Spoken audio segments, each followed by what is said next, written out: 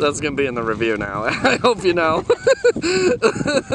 I love this kite. Hello everyone, my name's Gordon for Kite Reviews, and today I've got this kite. This is the Prism Kite Technologies EO Atom.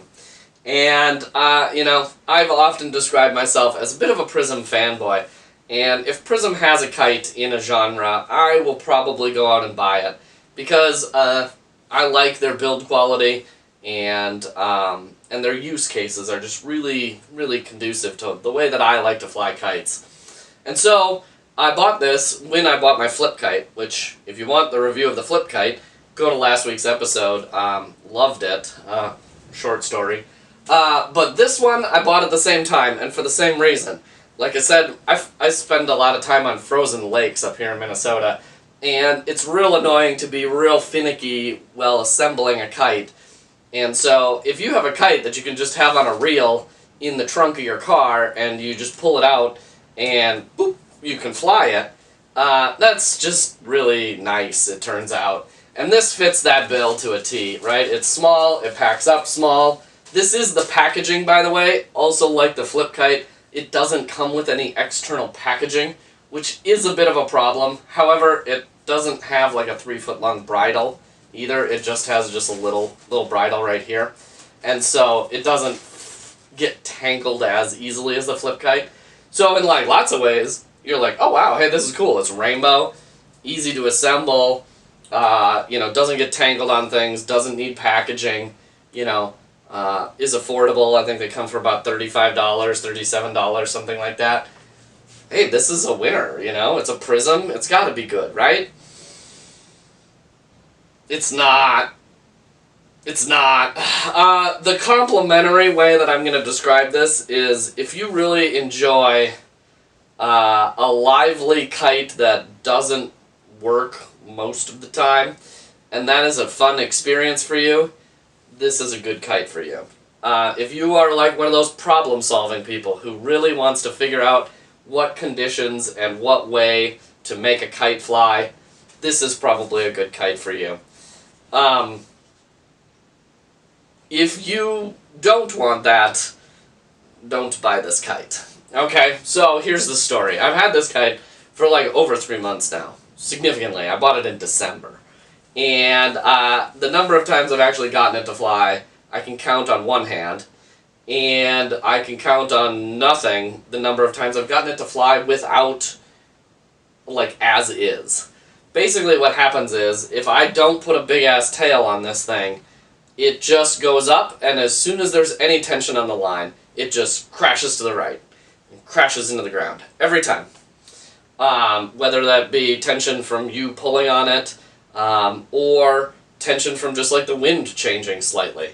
Any sort of line tension, and it just turns to the right and crashes. So, like I said, what I did with this, and what I have all this flying footage of, is with I think it's a 30-foot ribbon tail. So you can put a fairly big tail on it, and that makes it flyable. It still does turn and crash to the right, but at least it has a reasonable flying window. The flying window for this is interesting, though, because it's not a very big kite, which means it's not going to generate a lot of pull, which means you have to put a lot of tail on it just to keep it stable, and so you're using a lot of that pull and a lot of that lift to lift the tail that it needs in order to stay stable. So it's kind of a medium to high wind kite. I know on the website I think they list like 7 miles per hour as the minimum speed. Nope. Don't believe them. Not even close. Like, this is like a 9, 10, 11 mile an hour kite. At best. With additional tails put on it.